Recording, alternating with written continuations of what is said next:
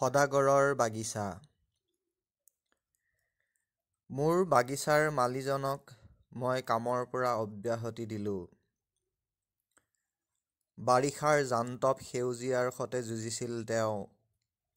যিহেতু মই ভাল পাইছিলোঁ একোটা ডালত এটাই মাত্ৰ ফল, পৰিপুষ্ট, পোচাকী সাজত ফিটফাট সম্ভ্ৰান্ত মদিৰাৰ দৰে।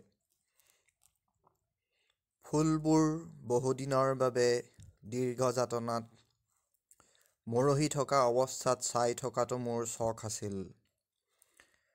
তেওঁ বুজিছিল মোৰ শুই থকা শকত-আৱত হৃদয়ে অলপতে বাগৰ নসলায়। সময় গৈ আছিল আৰু বিভিন্ন ধৰণৰ কেকটাছ জমা হৈছিল। পাহাৰৰ টান মাটিত কিমান কষ্টই বা কৰা নাছিল তেওঁ।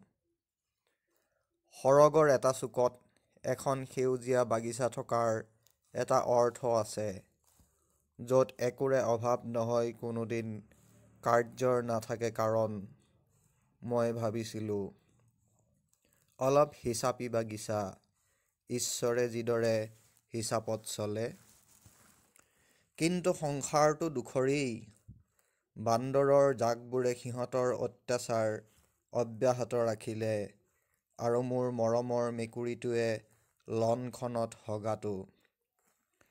এদিন মই আকৌ সেই মুহূৰ্তটোলৈ উভতি গ'লোঁ, যেতিয়া বান্দৰবোৰৰ বিষ্ঠাই মোক জীৱন সম্পৰ্কে অসন্মানজনক কথা কিছুমান সোঁৱৰাই দিলে। তেতিয়া সকলো ফল-ফুলৰ ছিজন শেষ হৈছিল। কুৎসিত ঠাৰিৰে জেডী, পাৰ্থেনিয়াম।